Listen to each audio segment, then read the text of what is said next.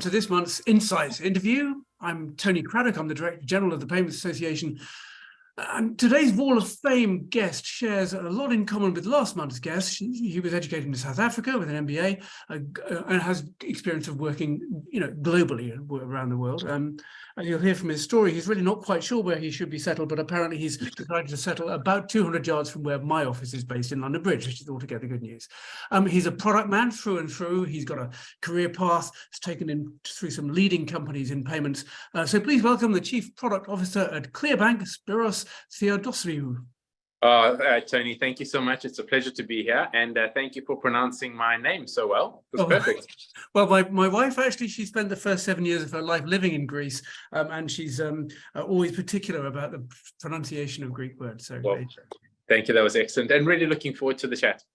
Thank you. So look, at the start of every Insights interview, those familiar with the format will know I ask my VIP guest, one of the people who are typically very driven, peak performers, how they stay motivated when trying to balance the kind of the work and home life priorities, and with your educational priorities. You could choose pretty much anywhere in any industry, and yet you've chosen, certainly the last 13 or so years, to be in payments. What was it that really attracted you to the payments industry on the basis of your achievements to date? I think it's.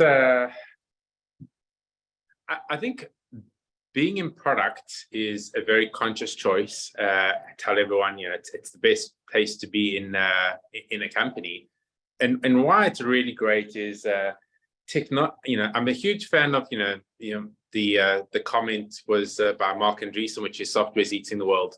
I think digitization is impacting how we do absolutely everything, and as a product person, you kind of want to be part of driving that change. So I think, when you look across multiple different industries, yes, social media is impacting a lot of things. AI is impacting a whole lot of things as well. But over the past, 10 or so years, the revolutions that are happening in payments are actually absolutely fascinating. So I think from an interest point of view, it's a fascinating space to see how technology is changing how we as people interact with the world around us. And the nice thing about payments is that it's very real in that, prior to this, I was CEO at a company called Dex, which is accounting software. Fascinating, similar challenges, digitization, real-time information movement, etc. But my background's not necessarily in accounting, and it's not something you necessarily do in your day-to-day. So what I love about payments is that it's the transformation. Technology is transforming how we do things, but as a consumer and as a user of payment tech, I can actually experience the changes myself, which makes it that much more interesting and or exciting. So I think that's where, I completely agree. It's very real, isn't it? I mean, people do this multiple times a day, often without consciously doing it. And when they do pay, they don't consciously think of paying, which is, they're buying something and they're getting a good. Then they don't think about how fascinating the industry is. I'm always particularly delighted to speak to a product person, because to me, product is at the essence of determining how well payments works, and it's often overlooked as a factor of success. But your success has also been international. And what was it that got you to move from South Africa to the US, to the UK, to the US, to the UK again? Yeah, no, we did quite a bit of traveling. My heritage is from Cyprus, although my mother is actually born in South Africa. But when I was young, we would travel between South Africa and Cyprus. So we had the bite to kind of travel and see the world a little bit. But I think growing up in South Africa, there were, significant political challenges, etc. Thankfully, South Africa has gone through a huge transformation, certainly in the 90s and early 2000s. There's a lot of complexity now going on in South Africa. But as someone that has an engineering background, wanting to get into technology and, the way that the internet was changing the world, this was kind of early 2000s. There just wasn't going to be that opportunity in South Africa to kind of ride that wave of how the internet technology is changing the world. So I joined a company in South Africa that was bought by a big American conglomerate called VeriSign. This company was called Thought, and we were American owned, and got the opportunity after working for a few years in South Africa to move with my then partner, now wife, across to the US. So phenomenal opportunity to move to Silicon Valley, work in San Francisco, live in San Francisco, get used to the American work ethic of, you get stuff done, you prioritize, you focus, everything's incredibly efficient. When we decided to start a family, we thought we'd come to Europe being closer to family, but this was 2007, 2008, the whole financial crisis.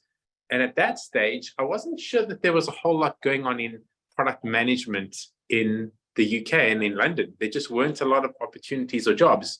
So we went back to the US, and I think after 2-3 years there were some bigger decisions we needed to make around where we really wanted to settle. We just had some children, etc. And the question was really going to be, how do we then settle in Europe? And the UK there were lots of really progressive things happening in the UK, with things like open banking, with the UK kind of being the first stepping point for a lot of technology companies, at least in Silicon Valley. The UK was very much the first point of departure to kind of expand into Europe. So the UK seemed to be the right place to continue my interest in technology, but kind of taking some of the great things I'd learned about product management, which was a lot more mature in the US, certainly in those days, and kind of bring it to the UK. We've been here since 2011, and the number of tech startups in the UK has been, probably as a result of the 2007-2008 crash. The banks have a huge focus on risk management and risk mitigation, which has meant a lot of the kind of tech innovation has moved into the startup space. So there's been a phenomenal tech scene. The whole fintech scene in the UK has been incredible, and just being a part of that has been outstanding. And today, 2023, London probably has the best fintech talent in the world. A lot of people may or may not argue with that, but the amount of innovation happening in fintech, both within the banks as well as from a startup point of view, the opportunities are absolutely endless, and the types of interactions you can have with people are fascinating. Well, that's reassuring to hear that that's still your perception. It certainly is mine and my experience as well. I think what's also important for me is ClearBank is, it didn't exist 7 years ago, and now the business, under Charles McManus and the extraordinary team you've got has grown. You've got several hundred companies that you work for and several hundred staff. So, a lovely example of a fintech success story. But as you've been traveling on your career journey, are there any kind of successful people often have a North Star, a set of principles or guidelines that kind of take them down the right path? What are your guiding principles? And from a product perspective, particularly, what are your guiding principles that have helped you on your way? Oh, absolutely. I'd obviously love to talk a bit about, ClearBank, and I think the way that Charles and the team have driven the company forward, have driven the culture forward. And I think I'm going to come back to the cultural pieces, which are so important, which is when you think about a working environment, when you think about the types of colleagues, etc., that you want to work for, I think all of us certainly want to be challenged. We want to work in a dynamic space. There's a brilliant book called, oh gosh, I'm going to forget the name of the book right now. I think it's called, the point of the book is, instead of looking at intrinsic and extrinsic motivation doesn't really help. The book's called Drive, I think by Daniel Pink. Okay. Extrinsic motivation doesn't really help you. Intrinsic motivation is what really drives a big difference in how people work. And it says you need 3 things. You need autonomy, mastery, and purpose. And kind of when I read that book, those 3 points really resonated to me around when I do good work, it's typically those 3 things that enables me to do the good work. If there's external factors, I don't know, a senior exec shouting or screaming at you, a customer shouting or screaming at you, regulatory work that needs to get done, typically people aren't doing their best work. So I think the thing that absolutely keeps me motivated and excited is not redoing work that's actually been done before, but kind of forging and creating something really new. And I think that's where the whole product piece comes in, which is it's that curiosity about what do customers actually want? Yeah. How do you deconstruct that and get the teams to deliver on that? So I'd say that kind of focus on curiosity is an absolute North Star. And the other thing from a personal point of view is, I think, most leaders are quite competitive. They want to do the best for themselves, for their teams, etc. But a lot of the time, there's a conflict between short-term competitiveness to kind of win in the day, in the week, etc., versus taking a more of a medium to long-term approach. I've always been one to take more of a long-term approach to say, well, I may have not got something through the line at the moment, but I want to learn from the situation so that I can come back that much stronger. So I'd say that's been a key guiding principle for me. I've had to learn, though, to compete more on the day-to-day priorities as well, to kind of get the daily things and weekly things delivered as well. So you kind of have your unique skill set, but then you have to learn to adapt and kind of fill yourself out in the areas where you may not have the all the capabilities you need. And it's being aware of those that's so key. Very good. And I do love that. The three legs of the stool of autonomy, mastery, and purpose. They do ring true with many of the leaders that I speak to. Those are the things that are actually the most motivating. So look, and you found yourself now. You've only been in the company a short while, but you found yourself in, as a champion of innovation in a great business. Let's talk a little bit about your views on the industry and the role of innovation. I studied innovation at university, and I'm a passionate believer in its power and influence. Certainly your role at ClearBank involves, leading the global product strategy and creating and executing its product roadmap. And that's kind of a pretty big brief. What is it that makes ClearBank so innovative? I think I think Charles and the team have been very focused on understanding the customer's needs, which absolutely sounds like a cliche, but I think where Charles has taken quite an interesting approach to being a bank is the team here have been very focused on a few key principles, which is they want to make sure that customers feel incredibly secure that as a bank, we're giving them the security that they need, and that when they hold their money with us, that the money isn't being used for lending or loans or anything like that. So what's happened is, 3-4 years ago, when interest rates were really, really low, people didn't really want to keep their money in the bank. There were multiple other areas to kind of invest in. And I think the guidance and the direction from Charles and the team has been around customers need to make sure that their money is really safe. They need an easy way to get their money moved in and out in terms of clearing in kind of best-in-class APIs. So by focusing on some of the long-term needs that customers have around modern tech to kind of compete and do the clearing, whereas a lot of the large banks in the UK, there's a lot of legacy tech. That combined with the fact that customers really want a safe place to kind of store their money, especially when things get quite choppy in the environment, which is what's happened over the past few years, has really positioned ClearBank incredibly well moving forward. And I think it comes back to, as a company, I'm a huge fan of the Jobs to be Done framework by Clay Christensen, which is... I agree. That's so powerful. What is the job that we as ClearBank are trying to do? We're trying to give our customers the ability to feel confident that we'll move their money in and out predictably, and that their money will be incredibly safe with us. And in many ways, that's the job of a bank. And I think it's not moving away from those core principles in all the other products and services that we develop, because you can go incredibly broad and diversify, but if it's not aligned with your core purpose, that's when you start doing things that perhaps aren't as optimal. So you innovate within defined boundaries, clearly. Correct. So how does one innovate within such defined boundaries? Because that sounds like, that's safe and predictable. It's not exciting and progressive. Well, I think the challenge every company has is too many priorities, especially from a product tech point of view. No company has a roadmap where they're like, gosh, I've got too many engineers and I don't really know what I should have them work on. there is typically way too much work to be done. And the question really is, and this comes back to your question around innovation, which is, for me, innovation is less about just creative new ideas. It's more about how do you solve the customer problem in a better way? Coming back to what is the job that the customer wants to get done, and then making sure that you've got people focused on delivering on those jobs. Coming back to some of those principles, which is, if you have teams focused on delivering projects, they're going to deliver the project that the customer may not want.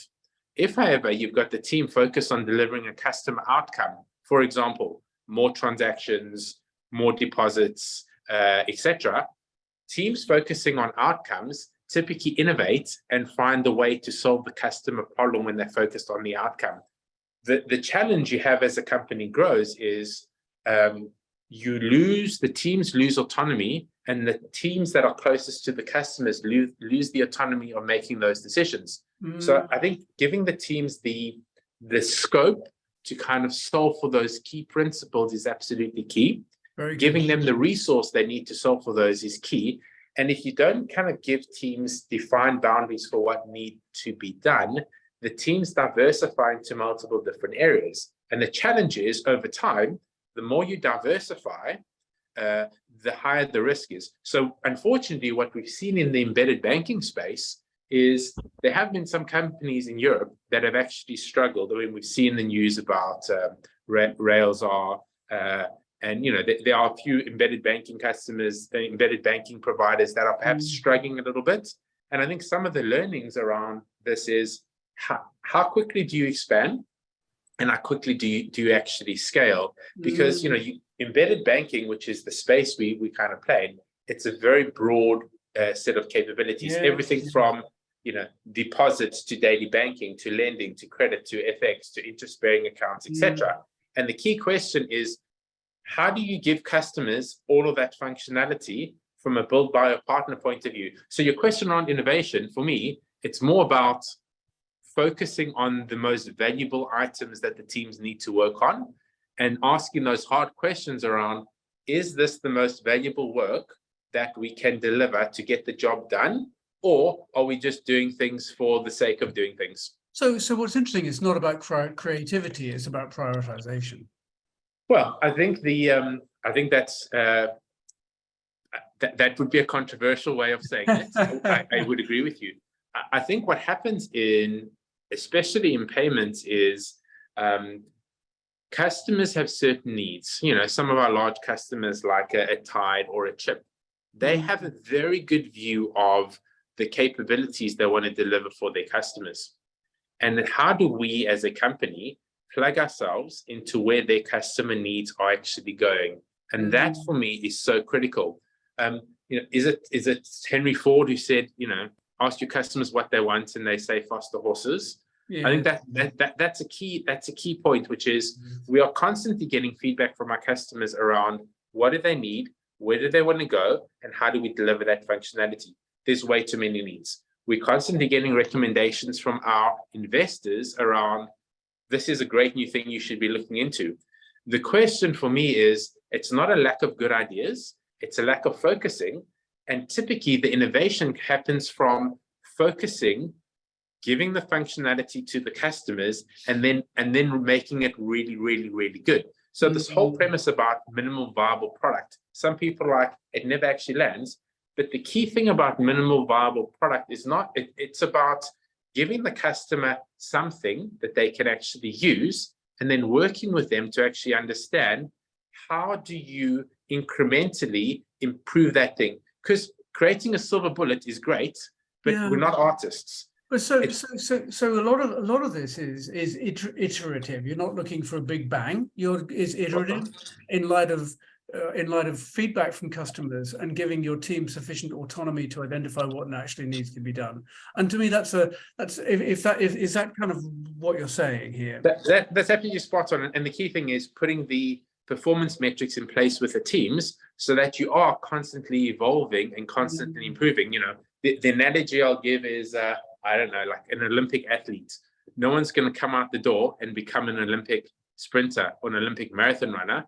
It's about many, many, many years of smaller improvements, tracking your weak areas, and then evolving to become best in class. And I think as a payments company, those are the as a payments company slash banking as a service slash embedded banking provider, there's a lot of key functionality our customers actually do need. And it's a case of how do we put them in front of them and then make sure that they're actually delivering those jobs that need to be solved on behalf of the customer, and then taking things forward in a creative as possible manner. I think that's really helpful. And I think anybody in product management in payments would be wise to listen to your kind of your ethos there. I mean, those to me are your strategic imperatives around how you go about enabling and ensuring that product provides a strong service to the business. And so thank you. That's really, I think, really, really helpful. I was going to ask you some bigger questions on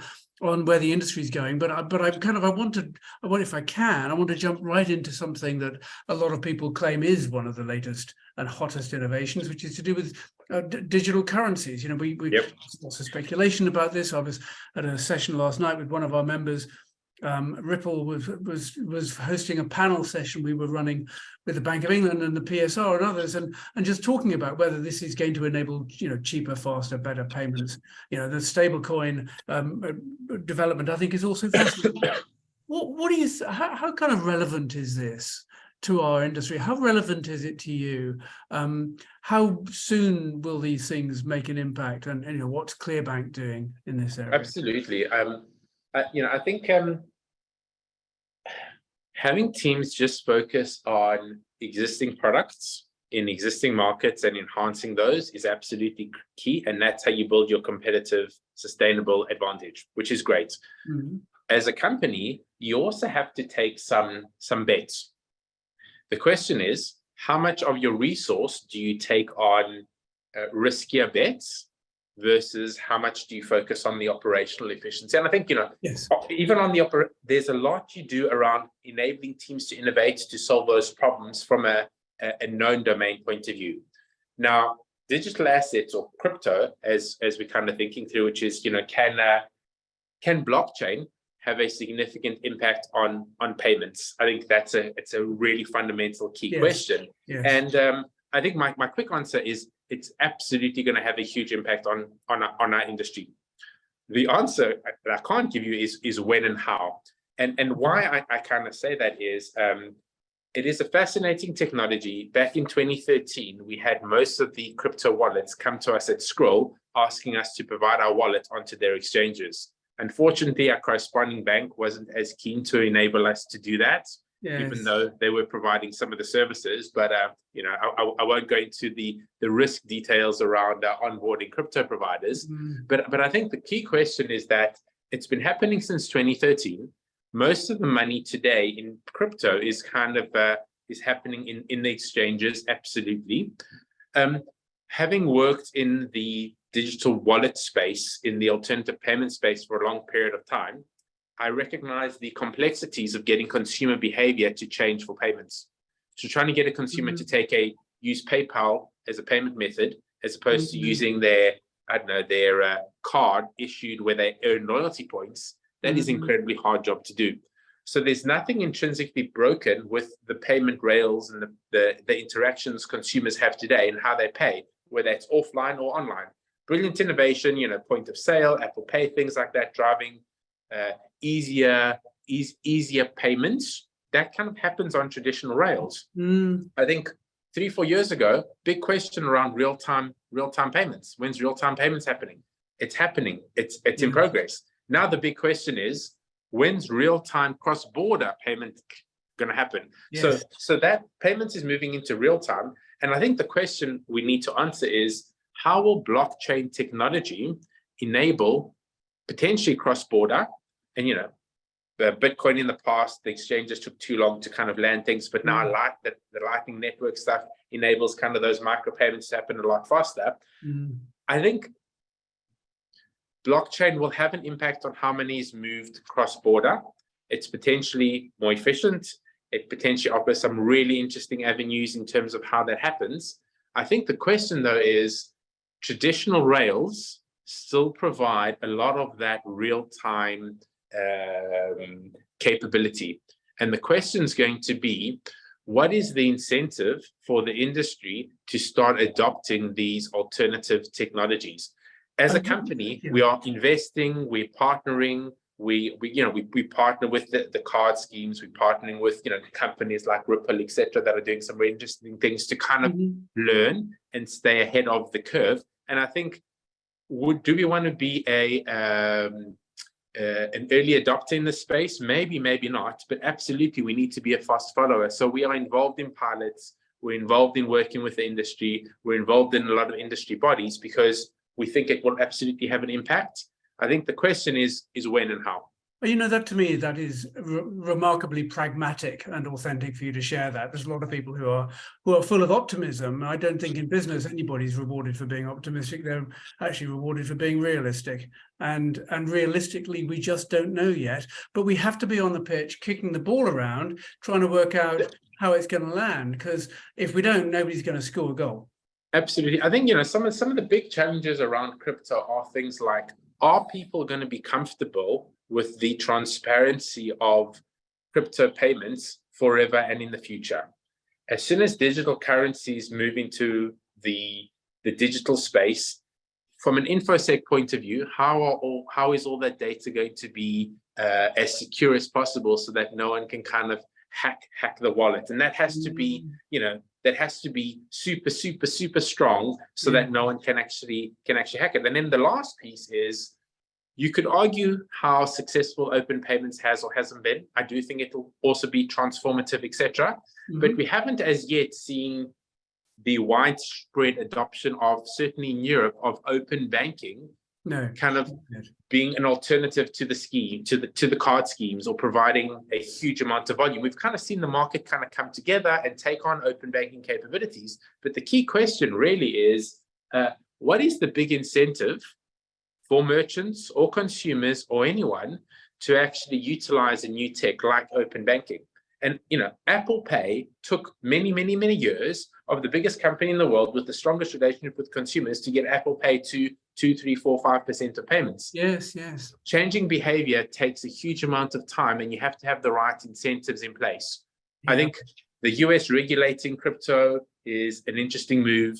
We'll see where that lands. I think in the UK, the regulators are being quite progressive about what we can do, how we can partner with the right providers. Crypto absolutely provides some brilliant solutions for money movement and potentially for money movement in real time. Real-time rails offer an alternative to that. And it's just going to be, how do those incentives over time play out? We are, and I think from a ClearBank point of view, we are absolutely hedging our bets and staying very involved because we think it will be transformational. Yes. But, are we willing to put everything on black at the moment? Not quite yet. No, I don't blame you. I think it's very wise. The people who put it on red are the ones who ultimately didn't do well in the last evolution. So thank you very much indeed. Look, time flies, doesn't it? But just right at the very end, there is there's been anything else you'd like to add? I mean, I've got one final question, but anything I've missed? Yeah. No, I think, I think where ClearBank, the exciting future for us at ClearBank is, I think in payments in general, there's been a huge focus on growth and on top line growth, etc. I think now with the way that the world has changed, with a lot of a focus instead of on growth, on sustainable profitability, etc.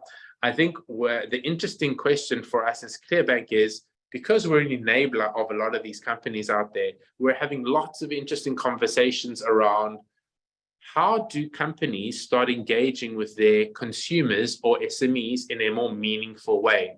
And because transactions and money movement is a big part of how brands want to start interacting with their users, whether it's the motor industry, whether it's the telco industry, etc., we're very excited about how payments and fintech enables these big brands to better interact with their customers and their SMEs or their consumers. And that's kind of a big focus for us, which is how do we help some of these big brands solve those problems for their users? So it's going beyond just being money and moving enablers. It's about how do you actually engage with your users, and then how do you use the capabilities that we're delivering? And this is what for me, drives the innovation and why product is such a fascinating space, which is it's quite undefined how big brands are going to interact with their users to drive more engagement. Yeah. But there's a lot to kind of solve in that space. And that's where we really want to solve our customers' problems. That is fascinating. And so I'm putting words in your mouth, but you're essentially saying in terms of ClearBank's product proposition, we ain't seen nothing yet. Absolutely. Very good. Look, anybody listening to this who's potentially joining the product fraternity, and I think it's a sort of a bit of a sub-tribe within our industry, the product people. If you're talking to a graduate who's thinking about going into becoming a product leader, following in your footsteps, what are the bits of advice that you would give them? That's your final question, Spiros. Yeah, absolutely. I think the two things I think you need to have is you need to have curiosity to unpick and solve the problem, and you need to have a willingness to make a decision. If you don't have either of those two, product perhaps isn't the right role, because you need to kind of make a call on priorities, and you need to be curious enough to understand where those priorities are going to solve. And I think some of the complexities around product, it could be more tech product, it could be more commercial product, it could be more marketing product, etc. But my advice to the graduate is embrace all of those particular areas, because a brilliant product manager isn't just focused on sales or on marketing or on prioritizing the engineering team's backlog. It's how do you, as a product manager or leader, get all of those organizational functions together to add value to your customers, which is why I think product is such a fascinating space for us to play in, and how it's becoming more of a defined job spec, although there's still multiple variations of this depending on the company that you talk to. Well, look, I think that's been brilliant. It's a great canter through the journey of a product leader, and anybody potentially joining the product fraternity, I think, would be inspired by and guided by your recommendations at the end there. So thank you very much indeed. Time flies. I've loved our Wall of Fame discussion over this Insights interview. Please thank you to the audiences. Thanking you, Chief Product Officer at ClearBank, Spiros Theodosiou. Tony, it's been such a pleasure, and thank you for having me. Thanks so much. Thanks.